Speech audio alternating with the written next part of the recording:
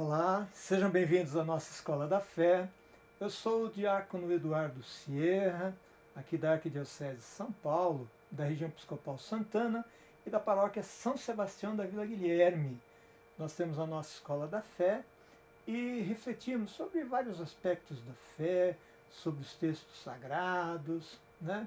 E agora iniciamos hoje, exatamente hoje, esta reflexão a respeito de Jonas, um profeta rebelde, um profeta que não aceita, não aceita propriamente o chamado de Deus, nem a missão que Deus tem para com ele.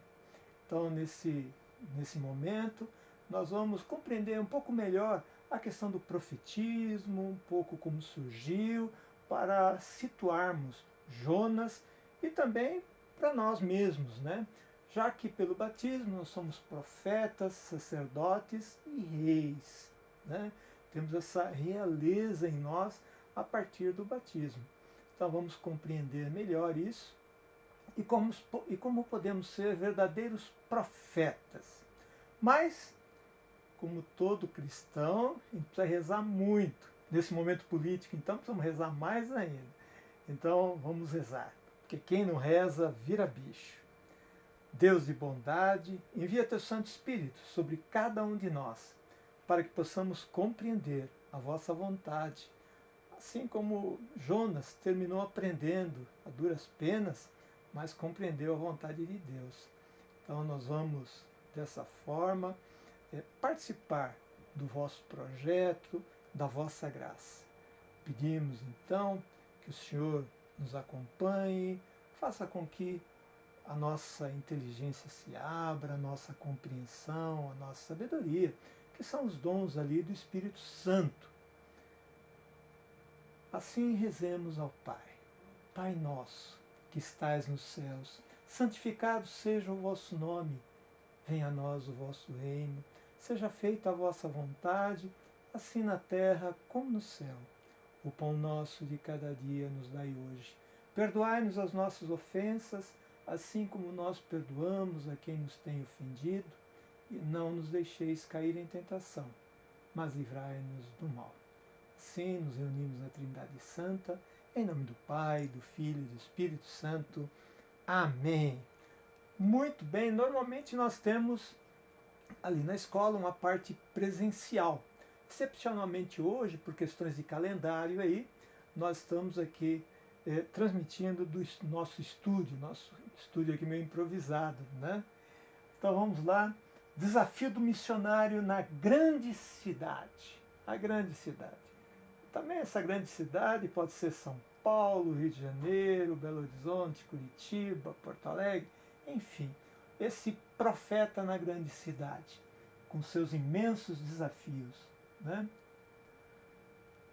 Então, a questão de ser missionário, de sermos profetas, de sermos enviados por Deus, né? Então, o ser humano é um ser missionário. Está na nossa essência sermos missionários, né? Sermos missionários. A missão tem origem em Deus, que nos criou e nos enviou em missão.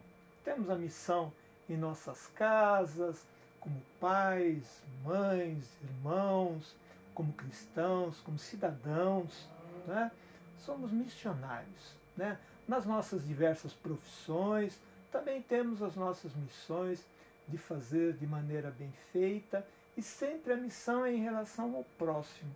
Deus nos trouxe aqui nessa relação com o próximo e com Ele, né? E é aí que a gente se salva, nessa caminhada, olhando para Jesus Cristo, é que nós encontramos esse caminho da salvação.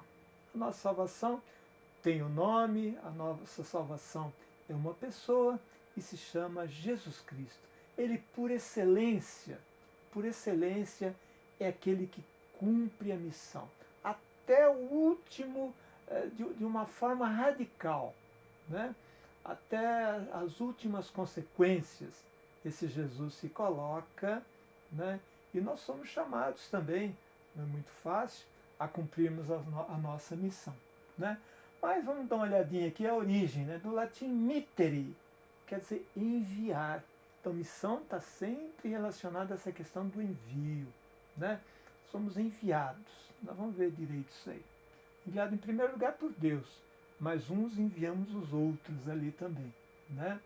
E tem origem na palavra missus, que também quer dizer enviado, mas tem uma relação com missa. Isso faz a gente pensar um pouquinho, né? A Santa Missa, então, ela tem esse papel importante de depois que celebramos, depois que caminhamos durante a semana, com a graça de Deus, caminhamos assim com a sabedoria divina, realizamos assim parte da nossa missão. Na missa nós nos alimentamos, nos fortalecemos com a palavra, com a Eucaristia, e no fim da missa saímos em missão no meio do mundo. Esse é o sentido daquele que tem fé, daquele que celebra, daquele que participa da Eucaristia, né? E nós temos diversas missões. Temos a missão diplomática, missão de guerra, paz, missão científica, que é muito importante também, missão religiosa, nessa dimensão a respeito da fé, ou ainda a missão dos pais, né? O pai e a mãe têm uma missão fantástica, e é uma missão também de salvação, cuidar do filho, orientá-lo, educá-lo, levar no caminho da fé, levar no caminho de Deus, fazer com que seja uma pessoa do bem, é uma grande missão. E certamente, como diz os textos sagrados do Novo Testamento, aquele que faz isso tem um monte de pecados perdoados, né? Maravilhoso, aquele que é um bom pai, uma boa mãe, né? Também a missão de educadores e até mesmo das empresas, né? Não é raro a gente ver as empresas que têm missão. A igreja tem assim a sua missão. Ela não está simplesmente, é lógico que ela precisa sobreviver, ela precisa do dinheiro, mas ela vai além. Ela vai além. De tal maneira que ela deve contribuir de alguma maneira com a sociedade, com a paz, com o equilíbrio, né, com a justiça. Não é verdade? E assim até ela é mais reconhecida. E até estão percebendo hoje que muita gente, ao invés de consumir um produto A da empresa, um produto da empresa A ou B, dependendo do seu engajamento, ela prefere aquela que tem assim, cumpra também a sua missão social, né? Vejam como a missão está aí, de uma certa maneira, envolvendo a gente em todas as dimensões da vida. Como eu disse no início, Deus nos fez missionários, somos missionários. Até tem outra missão que eu esqueci de dizer aqui, que é a missão a partir da amizade, né? Os amigos têm uma missão entre um amigo e outro, uma amiga e outra, de colaborar um para com o outro, de fortalecer, de ser nos momentos difíceis, ser um amparo, de corrigir em alguns momentos, que a gente não gosta de ser corrigidos, né? Mas os amigos, os verdadeiros amigos, são aqueles que nos corrigem e nos ajudam aí na caminhada. Também é a missão da amizade, tá certo? Eu queria dizer que a todos os internautas aí que nos seguem, que nos acompanham, né? Se tiverem alguma questão, coloquem aí essa questão aí no Facebook, e aí nós iremos certamente responder essas questões, né? Nós não temos aí milhões de seguidores, dificilmente iremos ter, tá certo?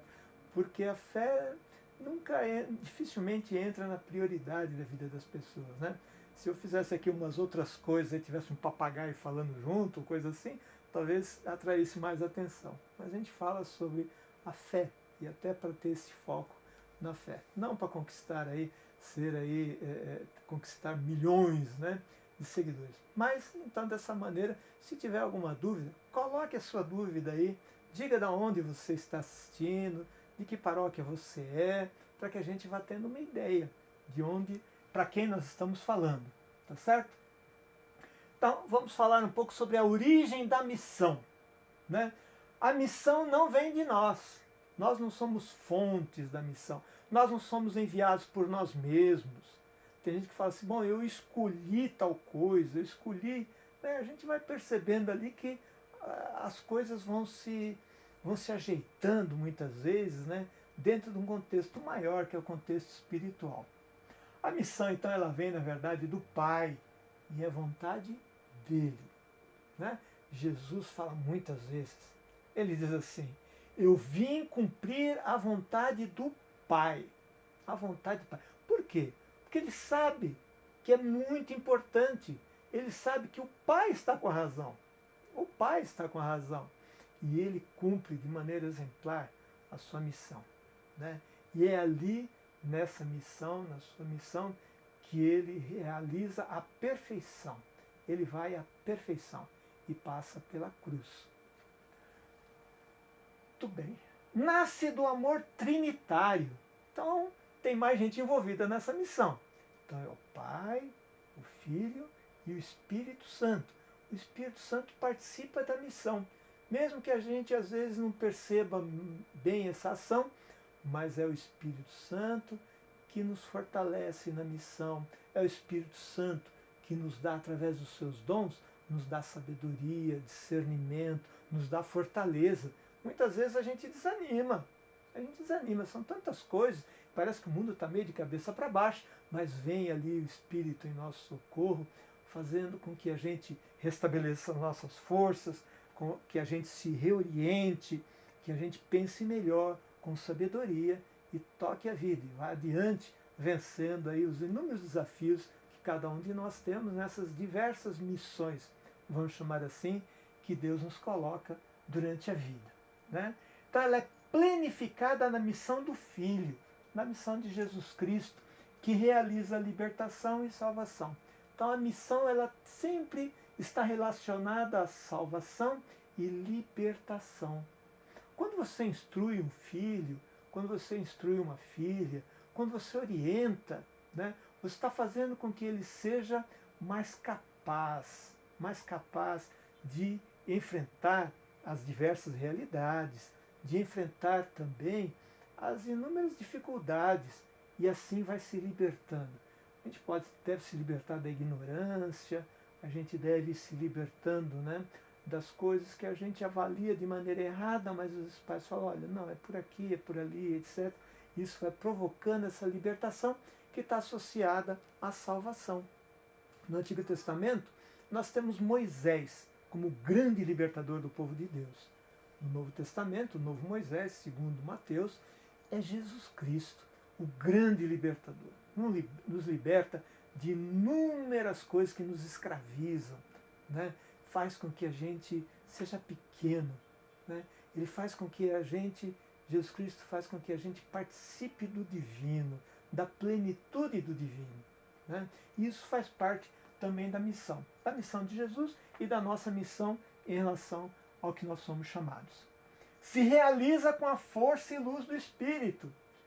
Não estamos sozinhos. Pai e mãe, você não está sozinho nessa missão. Tá certo? Irmão com seu irmão, com sua irmã, você não está sozinho quando você orienta, ajuda, colabora com o outro. No emprego, às vezes também, quando temos ali inúmeras dificuldades, não estamos sozinhos. O Espírito Santo sempre dá um jeitinho ali de aproximar alguém do bem ali, que colabore com a gente. E se a gente olhar para trás, você vai ver como devemos a muita gente. Quantas pessoas que nos orientaram, quantas pessoas que estiveram próximas de nós, que nos fortaleceram, disseram, ó, tá aqui, vou te dar mais essa forcinha aqui para você ir adiante. Né?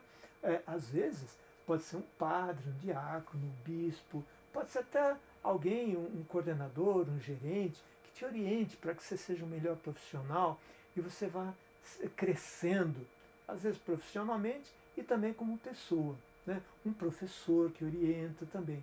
Deus vai se utilizando assim, de certa maneira. É claro que Deus não obriga ninguém a fazer nada, certo? Mas como Ele conhece o íntimo de cada um de nós, pega pessoas do bem ali e fala, ó, só sopra, será que não dá para você ajudar aquele fulano ali? Será que não dá para você ajudar um pouquinho mais seu filho? Será que não dá para você ajudar seu marido? Ele está meio atrapalhado ali, né? Parece que ele está meio sobrecarregado. Será que não dá para você ajudar um pouquinho a sua esposa? Olha, ela está precisando de ajuda, né? Ela está sobrecarregada. Então, nós temos aí nessa caminhada essa ação que está totalmente envolvida pela missão e que tem a força e a luz do Espírito que nos conduz. Somente só entendemos a missão quando olhamos para o transcendente para Deus, além, olhamos lá para cima. Né? Às vezes a gente fica muito envolvido com o dia a dia, a gente não percebe a missão. Fala, ser pai, ser mãe, é isso mesmo, padecer no paraíso, né? E sei lá mais o que se fala. Né? Porém, a gente no meio da confusão, um professor que às vezes perde um pouco, né, fica estressado, né, perde um pouco essa visão mais ampla da missão. Né? Que um professor ele tem uma missão muito maior, muito ampla, que é conduzir pessoas para o saber. Não é? E às vezes a gente esquece isso, por isso que tem que ter esse olhar aqui para o transcendente, porque é missão sua. E é missão como pai, como mãe, como amigo, como irmão, como às vezes como alguém que tem um cargo de coordenação, de gerência, né, de diretoria. Né? Então, transcendente, e olhamos também para o próximo. Né? Então, a missão sempre está relacionada ali com o outro, com o próximo. E perguntamos o que Deus quer de mim. Às vezes a gente pergunta de maneira estressada. O que será que Deus está querendo de mim? Não estou aguentando mais. Não é verdade? Porém, é lógico que a gente tem que perguntar para que Ele nos oriente. O que Ele quer de mim? Como eu vou resolver isso? Como é que o Espírito pode me levar adiante nessa missão? Né? E os profetas, o movimento do profetismo, como a gente diz, a gente estudando ali, a gente vai percebendo como aqueles textos sagrados têm tudo a ver com a nossa vida hoje, nossa vida prática, o nosso desenvolvimento enquanto pessoas, enquanto cristãos, enquanto católicos, né? Enquanto pessoas de fé de uma maneira geral e até de outras religiões aí, inclusive. Né? Vamos lá. Quem é o profeta? O profeta é aquele que ouve a voz de Deus. Nós estamos sempre ligados na voz de Deus ou muitas vezes ligados na voz do mundo? O mundo tem muitas tentações. E quando eu digo tentações, não são coisas assim, né? As tentações é que o mundo nos dá coisas agradáveis, né? Aos sentidos, né? Agradáveis aos sentidos. E às vezes ele nos atrai, o mundo nos atrai. E às vezes a gente vai se envolvendo e vai esquecendo da missão. Vai esquecendo da missão. Então, o verdadeiro profeta, ele ouve a voz de Deus. A gente vai ver aí, com o nosso querido profeta Jonas, que ele ouve, mas faz exatamente o oposto. Né? Ele faz exatamente o oposto, esse danadinho do Jonas. O profeta ainda ele faz uma leitura da realidade. Olha o que está acontecendo. Olha o que está acontecendo. Então o profeta, muitas vezes, ele enxerga o óbvio. Às vezes a gente está sentado em cima do problema e não percebe a solução. Veja, nós estamos aí no meio desse tiroteio das eleições, nesse momento que eu estou falando com vocês aqui. Pode ser que vocês estejam vendo esse vídeo lá para frente. Né? Mas estamos ali no meio daquela certa confusão e a gente perde o sentido da realidade. Né? É mentira daqui, mentira dali, e aí você tem que, de alguma maneira, ir separando. Fala, não, isso aqui não é coerente, isso aqui é um exagero, aquilo lá é um exagero. Eu não estou falando aqui de um, de outro, de partido, nem de um determinado político. Porém, a gente vê um tiroteio que anda por aí, e é preciso que a gente tenha esse discernimento, a sabedoria que vem do Espírito Santo. É um dos dons do Espírito Santo. Então devemos ter esse olhar para a realidade, procurando a verdade. Para isso, é preciso ter serenidade no coração, é preciso ter Deus no coração, é preciso buscar a Deus, é preciso orar muito, rezar muito. Né? E aí podemos tomar, assim, as melhores decisões. Né? E a confronta, então ele faz uma leitura da realidade e confronta essa realidade com o seu projeto, com o projeto aqui de Deus, que ele ouviu a voz, né? Que é um projeto de salvação. Como eu falei, toda ação missionária ela é de salvação. Ela tem a ver com a salvação. Já falei isso, não vou explicar de novo. Né? Agora a pergunta que surge é essa. Nós somos e nos sentimos profetas? Pelo batismo, pela ação do Espírito Santo, nós somos. Tem gente que até duvida, fala, será que eu sou profeta? Será que eu sou uma profetisa? Você é. Você é. Não só nessas dimensões que eu falei, do cotidiano e da vida, mas também na fé.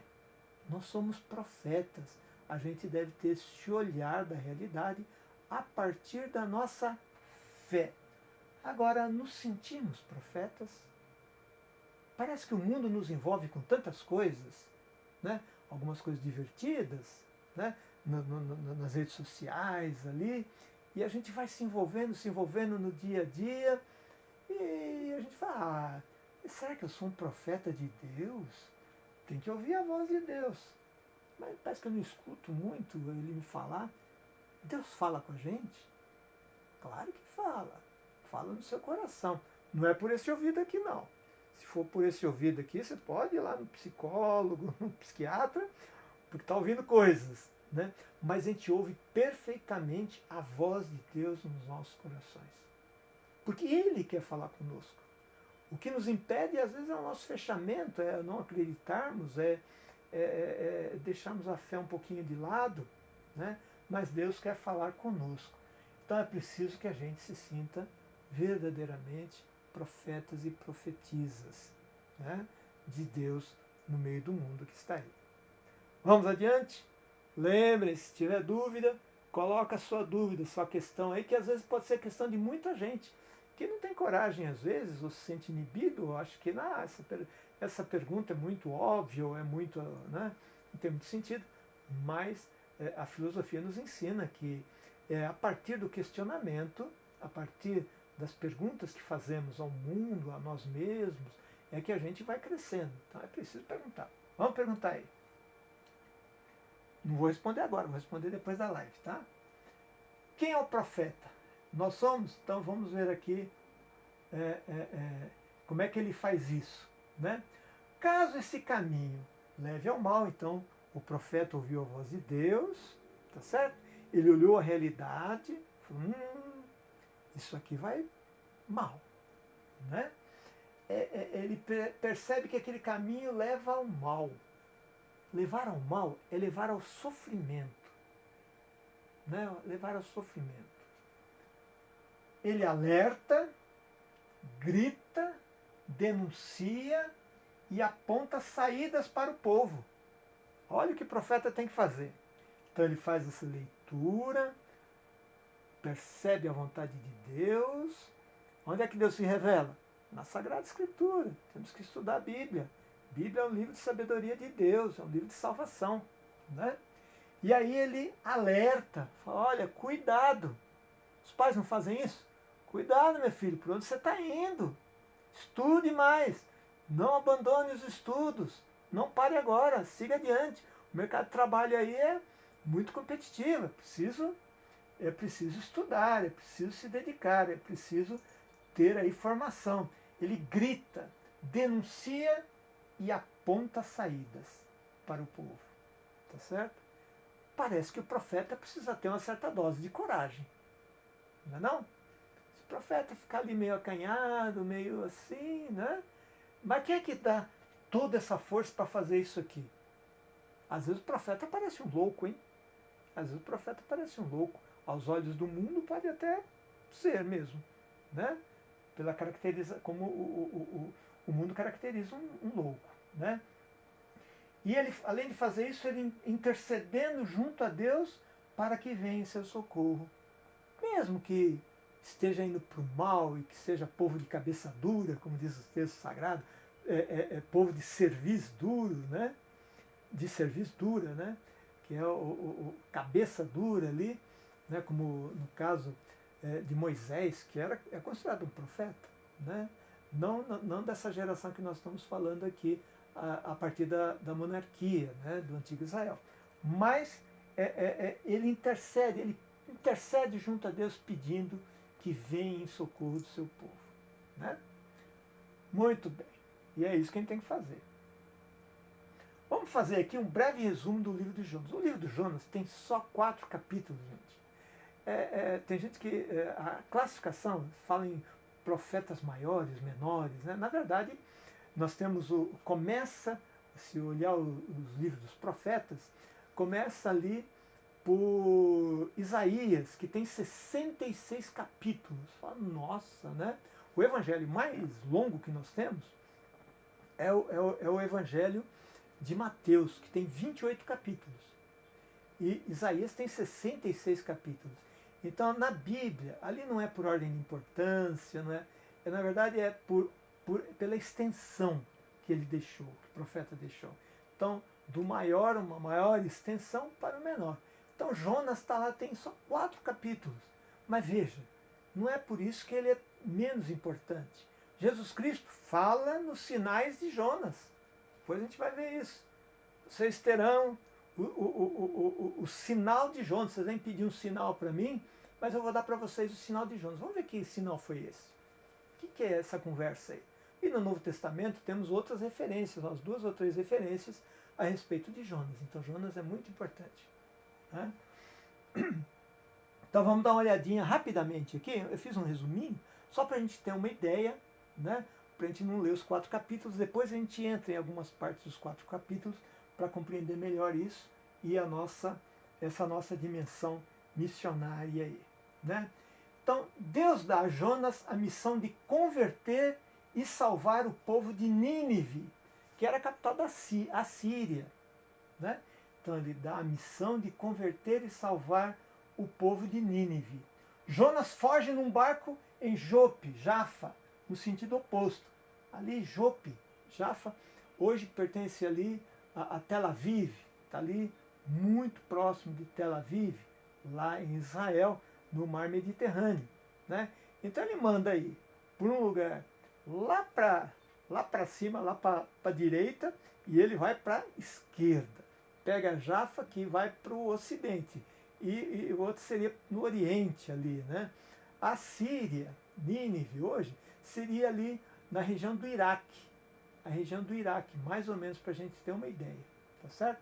Então temos Israel, é ali para a direita, no nordeste ali de Israel, que nós temos o Iraque hoje, e na época a Síria, Nínive. Deixa eu beber um pouquinho de água, que minha garganta aqui vai embora.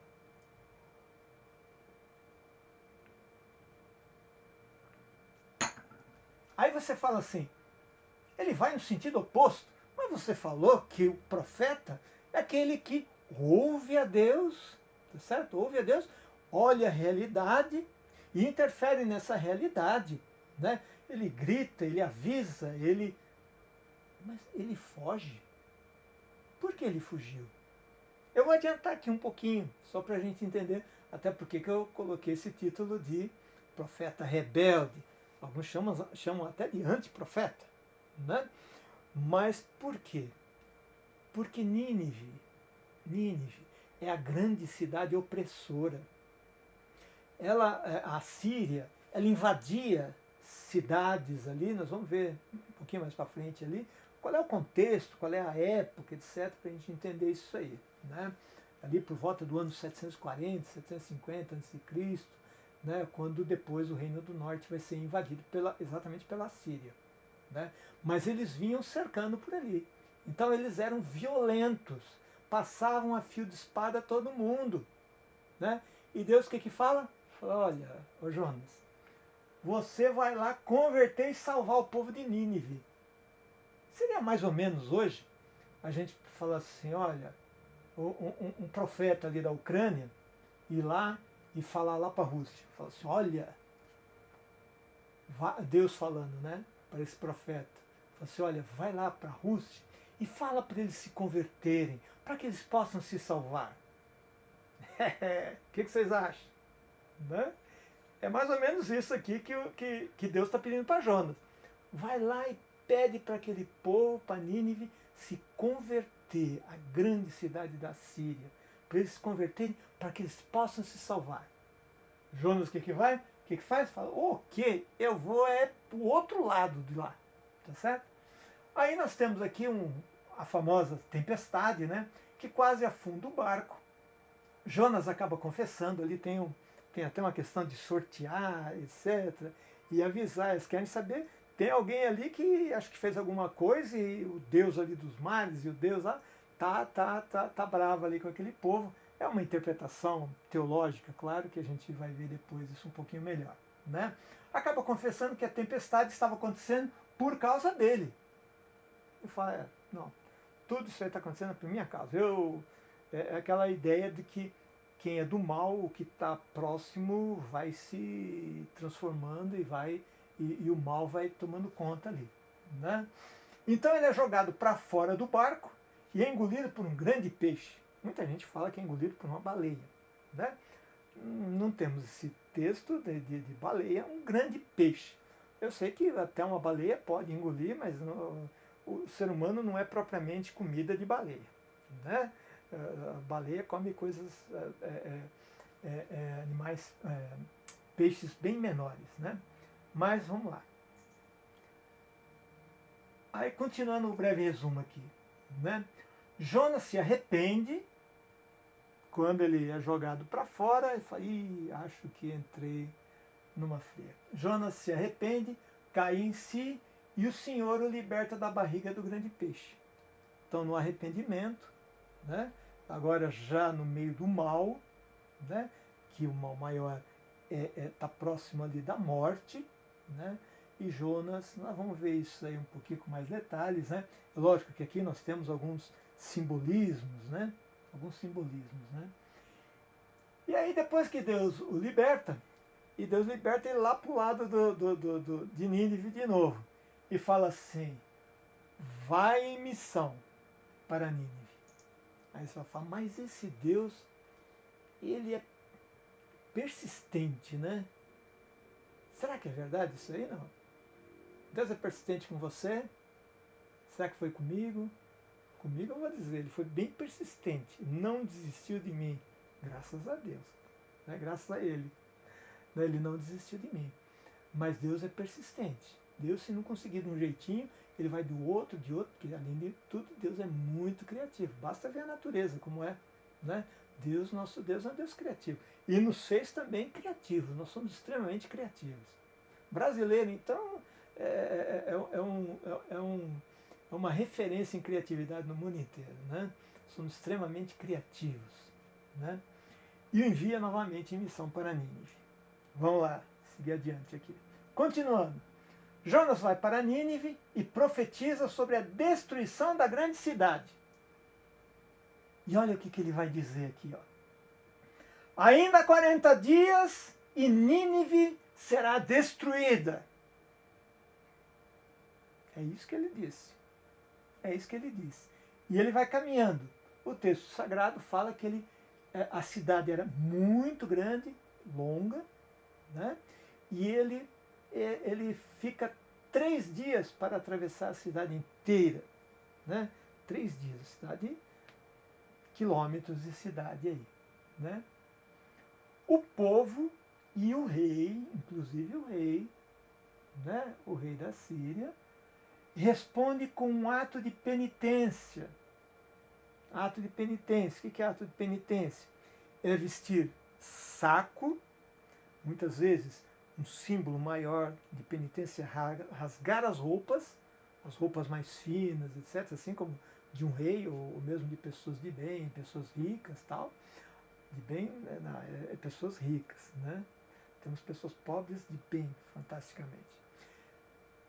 Rasgar a roupa, tá certo? E faz parte do ato de penitência, já tradição, das cinzas na cabeça, né? Muitas vezes também sentar sobre cinzas, né? Essa é da tradição ali, essa questão de um ato penitencial. E de uma maneira surpreendente, para Jonas, inclusive, porque falou, aquele povo arrogante, que acha que tem um rei na barriga, aquele povo lá que manda, que mata, que faz. Eu, um profeta, um humilde profeta do Reino do Norte, vou lá e vou conseguir converter todo esse povo? Não vou mesmo. Ainda bem que eu não vou, porque eles vão se lascar, né? Porque Deus já profetizou que iria destruir, né? Então, o rei, assim como o povo, o povo e o rei respondem com um ato de penitência e arrependimento. salvando-se, né? Salvando-se. Eu falo assim, escuta, mas só com isso? Pois é, pois é. Nós temos aqui inúmeras consequências que depois a gente vai dar uma olhadinha, né? Porque Israel, em primeiro lugar, sempre se pensou que ele veio para o povo de Israel.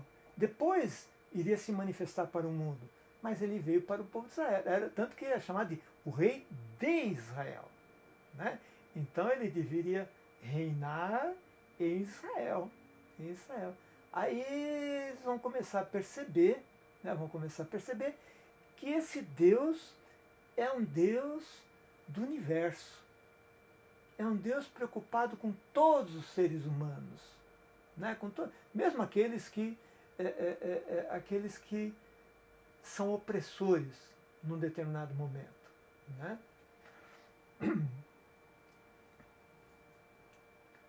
O Jonas gosta de tudo isso, de ter visto eles fazendo aquela penitência e queriam se salvar. Ele fica furioso com Deus. Porque Deus, como é que Deus faz isso? Ele estava querendo ver o povo de Nínive, da Síria, ser destruída, acabar com eles, porque achava que eles não iriam se converter.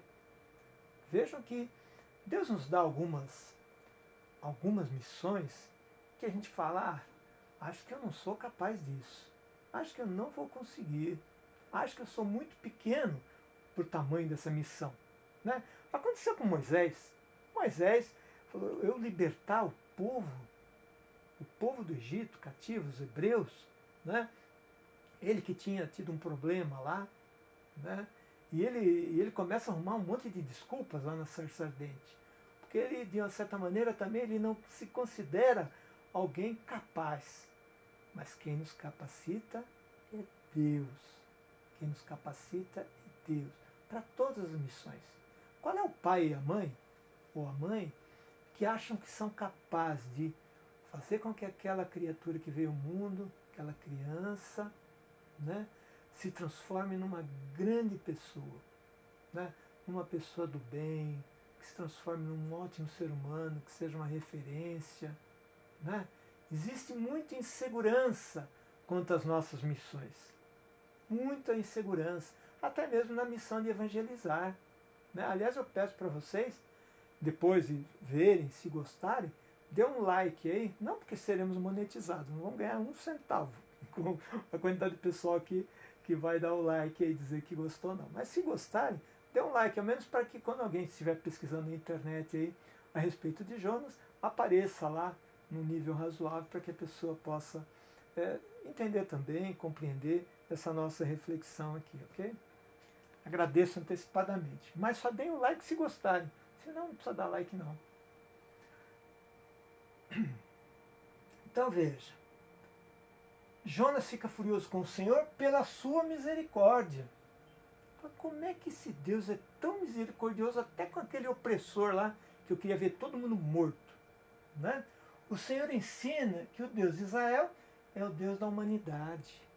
É o Deus da humanidade, né? Veja, como é que Jesus ensinou mesmo o Pai Nosso? Pai Nosso que estais nos céus. Mas ele tirou alguém desse Pai Nosso aí? Dessa irmandade? Não. Ele disse que o meu pai, a minha mãe, os meus irmãos são aqueles que fazem a vontade do Pai, né? Ele não estava naquele momento, de alguma forma, rejeitando a família dele, que aliás ele amava intensamente Maria, né? Preocupado até no último momento da cruz ali com Maria. Pede para João, que João, eis aí o teu filho, eis aí tua mãe, né? Mas ele diz, aquele que faz a vontade do meu Pai, esse é meu irmão, minha mãe, meu pai, né? Então veja, Jesus expande essa noção de nação, de país, né, de região, né, para uma grande família que é a humanidade, né? E aqui nós já vemos esse Deus que se revela dessa maneira aí, tá certo? É o Deus da humanidade e extremamente misericordioso, né? E aqui eu coloquei, só para eu me lembrar do que deveria falar, essa mudança de paradigma a respeito de que não é apenas o Deus de Israel, mas é o Deus da humanidade. A gente diz, depois de muita reflexão a respeito de Jesus, que daqui a pouco tempo, aí, no 34º domingo, né, do tempo comum, nós celebraremos Jesus Cristo, Rei do Universo. Rei do Universo. Todos os planetas, o universo inteiro, ele é rei. Né? Muito bem, vamos adiante. Alguma dúvida aí? Enquanto bebo água, vamos pensando aí nesse monte de coisa que eu falei. Já estou suando aqui, viu? Nossa, é um estresse danado. Então, a rebeldia de Jonas. Então, continuando ali. Jonas chama atenção porque procura fazer exatamente o contrário que um profeta deveria fazer. Então, o Jonas, ele faz exatamente o oposto do que o profeta deve fazer. Será que nós somos assim de vez em quando? Somos rebeldes? Deus nos aponta algumas coisas, ó, vai lá, faz isso, ajuda, seja misericordioso. Será que a gente faz o oposto? É bom a gente pensar. Poderíamos dizer que é o antiprofeta, né? Porque já que o profeta ele olha a realidade e vai lá e alerta e grita, né? Pede intercessão, pede para que não entre no caminho do mal, né? E o Jonas não é bem assim. Que não quer ir aonde o Senhor o envia, nem dizer o que lhe ordena. Né? Veja como Paulo fala de uma maneira fantástica, né? Depois no Novo Testamento, né? Sobre evangelizar. Ele fala assim, ai de mim se não faço. Ele já tinha entendido perfeitamente o projeto de salvação e a nossa participação nesse projeto de salvação. Ai de mim se não o faço. Isto é, não adianta eu querer remar contra. Deus pede, Deus nos, de alguma maneira, fala, olha, eu preciso que você faça isso, que você faça aquilo, etc. Até para a sua salvação. Não só a salvação do outro, mas para a sua própria salvação. A questão da vocação. Questão da vocação. Existe um conflito em toda vocação. A questão do chamado. Aquilo que deve ser feito e os nossos interesses pessoais, nossas fraquezas. Então veja, esse conflito da vocação. Será que Deus está pedindo isso mesmo de mim? Né? Deus está pedindo que eu cuide do meu pai e da minha mãe, que já são idosos, né? Está me pedindo isso? Será que não tem outro jeito, não? Então veja, Deus nos pede algumas missões, somos chamados à missão, né? E às vezes nós podemos até relutar, mas é ali que vai estar também a nossa salvação. É nessa missão que Ele nos dá. A gente cumprindo essa missão, estaremos levando à perfeição o reino de Deus, a plenitude do reino de Deus. Né? Então, nós temos aí esses interesses pessoais, né? Muitas vezes, daqui a pouco a gente vai falar um pouquinho mais sobre isso aí, né? E também as nossas fraquezas. Às vezes nós somos frágeis, às vezes a gente acha, não vai dar, eu não sei como é que eu vou fazer isso, etc. Né? Principalmente a diferença entre aquilo que realmente faço e o que eu deveria fazer. Né? Então veja, principalmente a diferença entre aquilo que realmente faço e que eu deveria fazer. Às vezes a gente entra nesse conflito aí. Né? Bom, eu deveria fazer isso, mas às vezes eu arrumo uma desculpinha para não fazer o que é certo, o que é ético, o que é correto, né? E acabo fazendo outra coisa, exatamente o oposto. Né? Paulo também fala sobre isso, acho que eu vou falar sobre isso mais tarde um pouco aí também. O profeta, assim como todo ser humano, vive um conflito. Né? Então, além desse conflito missionário, nós temos também outros conflitos. Né? ainda na questão da vocação. Muitos dizem que gostariam de se dedicar ao projeto de Deus, mas ainda sou tão jovem, né? Tenho tanta coisa para curtir, etc. Né? Aí preciso ganhar mais dinheiro também, me dedicar mais ao trabalho, né? Essa parte de Deus eu tenho que usar um tempinho aí, que eu às vezes estou cansado depois de fazer tanta coisa, aí também já não dá tempo, né? Eu preciso descansar um pouco, né? Depois, muitos falam assim, é preciso que os filhos cresçam. É preciso que os filhos cresçam, porque agora eu estou envolvido. Filho dá trabalho, né? Depois, bom, preciso cuidar dos pais. Agora, quando eu me aposentar, né? Porque ainda precisa aí, dedica muito tempo ao trabalho. E assim a gente vai criando aí, vai argumentando, contrário à nossa missão. Assim como fez Jonas, Jonas nem argumentou, ele foi embora direto. Né? Mas como fez Moisés, por exemplo, quando ele argumenta a respeito para não aceitar a missão. Então, ainda a questão da vocação.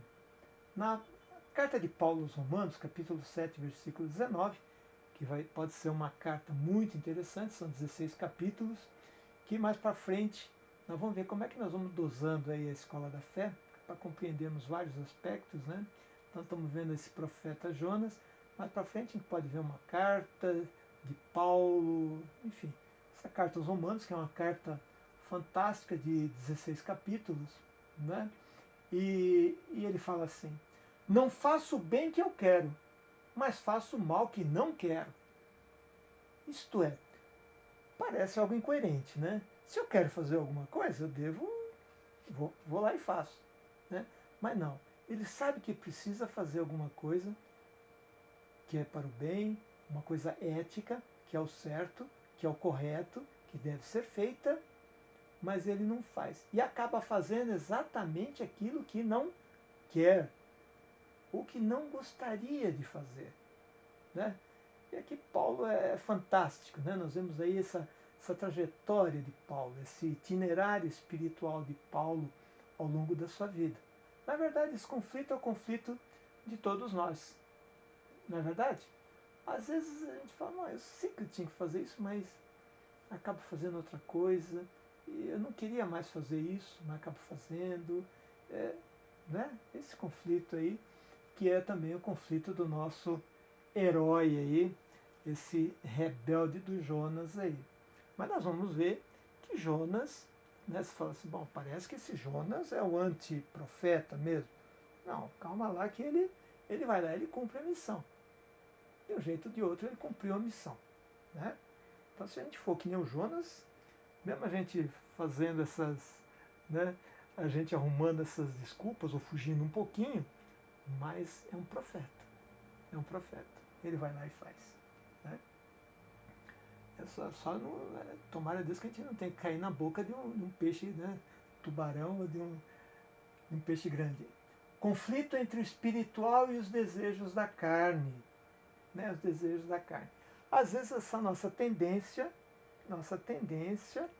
é essa questão do hedonismo, por exemplo, né, que é a questão dos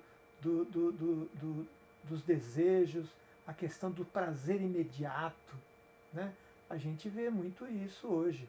A gente fala, o que eu levo dessa vida? Não levo nada dessa vida. Então vamos comer, beber, divertir. Não é bem assim. Não é bem assim. Né? Temos aí as nossas responsabilidades, temos aí as nossas missões. Né? Então muitas vezes nos deixamos levar aí pela questão, pelos desejos da carne, assim como Paulo também. Né? Temos ainda na questão da vocação o desapegar-se, desafio e necessidade. Então desapegar-se. É preciso que a gente se desapegue. São tantas coisas, né, que nós somos apegados, né, a gente vai se apegando. Às vezes é interessante quando você vai em alguma casa assim, e eu percebo que eu deixo a pessoa se sentar, porque às vezes a pessoa senta sempre naquela cadeira, naquele lado da mesa, etc. E se você sentar ali, parece que é um território ali dela, né? ela já acha que você está, de uma certa maneira, invadindo, né? Até isso, né? Parece que a gente vai se apegando a pequenas coisas, a coisas assim, né? Só que nós temos que ir nos desapegando, né? Quantas coisas ao longo da vida a gente vai se desapegando, né?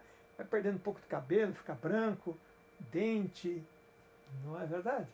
A gente vai perdendo pessoas queridas muitas vezes não, sempre, né? Sempre a gente vai perdendo ao longo da vida aí, amigos, perdendo amigos, né? Que às vezes são tão caros e gostamos tanto de amigos, né? Da amizade deles, da companhia deles, né? E vamos perdendo. Então a gente vai perdendo, a gente tem que, de alguma maneira, ir exercitando esse desapegar-se, né? Você fica com 3, 4 anos com a roupa ali, 3 anos com a roupa no armário, se você não usou em 3 anos, dê para alguém, né? Tá. Não sei que seja um terno daqueles que você vai de vez em quando em alguma festa, tá, que você queira deixar ali. Mas as outras roupas, assim, você desapegue. Ter essa roupa. Está ocupando espaço, você não acha quando procura outra coisa que você quer, né? Então esse desapegar-se é um exercício constante. Porque no fundo, nós vamos ter que nos desapegar, sabe do quê? Nós vamos ter que nos desapegar desse corpo. Você não vai com ele lá para a eternidade, vai? Não. Você vai ter, alguém vai ter que ter a misericórdia de te levar lá para o cemitério, né? Então é preciso da gente, não significa que a gente não deva cuidar bem do corpo. Devemos alimentar bem, fazer exercícios, caminhada, etc, etc, evitar estresse, aumentar nossa tolerância ao estresse, porém é preciso que a gente vá se desapegando, porque esse corpo, a vida não é nossa, a vida é de Deus, né? Vamos ter que nos desapegar, mais cedo ou mais tarde, pode ter certeza. Por mais que a medicina avance, mas uma hora não tem jeito, vamos ter que nos desapegar, né? Então, esse desapegar-se é um desafio e uma necessidade, né? Uma necessidade. Tem gente que por pouca coisa, às vezes, está tão apegado ao dinheiro, essa coisa assim, tem um infarto de repente, né? Eu tenho várias histórias, mas não vou contar aqui, porque para não perder o nosso tempo, as lives normalmente devem ser feitas em 1 hora, mais ou menos, né? Senão vocês se cansam também de ouvir. Então vamos lá. O conflito permanente. Existe uma luta entre o bem e o mal dentro do ser humano. Jonas ali, tenho certeza, ele ouvindo Deus, percebendo que era a palavra de Deus, ele disse, eu tenho que fazer a vontade de Deus. Mas não dá, esse pessoal aí é injusto, é sanguinário, eles destroem, eles podem invadir Israel. Como é que eu vou lá para salvar essa turma? Vejam o conflito, né? Essa luta entre o bem e o mal dentro dele, entre fazer o que Deus propõe, né? Então existe uma luta entre o bem e o mal dentro do ser humano, entre seus pensamentos. Toda ação nasce onde? No pensamento. Jesus Cristo diz, olha, o pecado ele nasce antes de mais nada no pensamento, no desejo, né? Naquilo que você... Né? Antes de a pessoa matar alguém, ela pensa em matar alguém, né? E ali está a origem, né? Que é chamado a fazer escolhas. Então esse ser humano aqui, ele é chamado a fazer escolhas, se escolher entre o bem e o mal, né? Tomar uma decisão, né? Chamado a fazer escolhas. Época das votações aí dos nossos candidatos, nós somos chamados a fazer escolhas, tá certo? A decidir, a escolher, tomar uma decisão, quem é melhor. E às vezes você olha um, olha outro, confunde, tem mentira para cá, mentira para lá, e fica difícil, mas você tem que escolher, né? O que eu vou alimentar mais? Então nessa questão do bem e do mal, ali às vezes a gente tem alguns pensamentos negativos e a gente começa a fortalecer esse pensamento, começa a alimentar esse pensamento. Quem é que vai vencer se você fizer isso? Vai vencer o mal na sua vida. Vai vencer o mal. Se você começa... Nós podemos justificar qualquer coisa, gente. Qualquer coisa. Olha, deixa eu contar só uma historinha rápida aqui. Eu vi uma reportagem alguns anos atrás de um jovem menor que matou o outro e foi roubar o tênis do outro, Na época não era esse negócio do celular, né? Foi roubar o tênis do outro, né? E com a arma, e o rapaz era um rapaz também, o rapaz, ele começou ali a não querer dar o tênis. O que ele fez? Deu um tiro, matou o jovem lá, matou. Aí depois, foi aí que eu me impressionei, porque aí o repórter fez uma entrevista com ele, falou, escuta, mas por que você matou por causa do tênis? Ele falou, olha, porque ele não quis dar o que era meu. Eu falei, como que era seu? Não, eu enquadrei ele com o revólver. A partir dali, aquele tênis era meu. Quando ele não queria dar o tênis, ele não queria me dar o tênis, ele não queria dar um tênis que era meu. Então eu matei ele, para que eu pegasse o que era meu. Porque eu enquadrei é meu. Está dando para entender a lógica? Como o nosso cérebro, de alguma maneira, ele cria argumentos aparentemente lógicos, para ele tinha lógica isso, temos aí questão ética, né, terrível, né, questão do mal, porém, e da moral, né, mas ele se justificou para fazer aquilo, ele se justificou. Então a gente, muitas vezes, a gente pode justificar aquilo que não é tão bom assim. A gente pode arrumar argumentos. Ah, não, também, entendeu? Ah, me maltratou, fez isso, fez aquilo, não sei o quê. E assim acontecem muitas mortes. Né? Muitas mortes. Por isso que a gente deve, por isso que Jesus Cristo fala muito, fala, ó, tome cuidado com aquilo que você pensa. Então quando você começar a pensar coisa do mal, você sabe que aquilo é ruim. Intimamente você sabe. Porque nós temos o Espírito Santo dentro de cada um de nós. E ele vai te dizer, olha, não vai por aí. Não vai por aí. Né? E ele vai dizer para você que aquilo é do mal. E você pode se dar mal, você pode estar ali se condenando, na verdade. Não só aqui, mas para a vida eterna. Né? Então, o que eu vou alimentar mais? Se eu alimentar constantemente o bem, esse bem vai prevalecer nas minhas decisões e nas minhas ações. Né? A compreensão do livro de Jonas. O livro de Jonas deve ser compreendido ao pé da letra. Será que veio um peixe assim, uau, engoliu, aí ele ficou lá um tempo? Será que é isso, ao pé da letra? Né? Então veja, aí a gente tem que entender um pouquinho a Bíblia, né? Entender esses recursos de linguagem que são utilizados na Bíblia. Né? Então, nós vamos, na literatura, se usa muitos, né, figuras de linguagem, enfim, muitas parábolas, né, novelas, enfim, muitos recursos para você transmitir uma verdade, para você expressar uma verdade. Né? Então, na Bíblia, nós temos muito isso. E é preciso que a gente entenda um pouco isso, até para entender esse nosso profeta rebelde aqui, o Jonas. Né? Então, o livro de Jonas foi lido por diversas formas. Alguns os considerando uma história aqui. Né? Outros, uma parábola, que é uma história que muitas vezes aconteceu,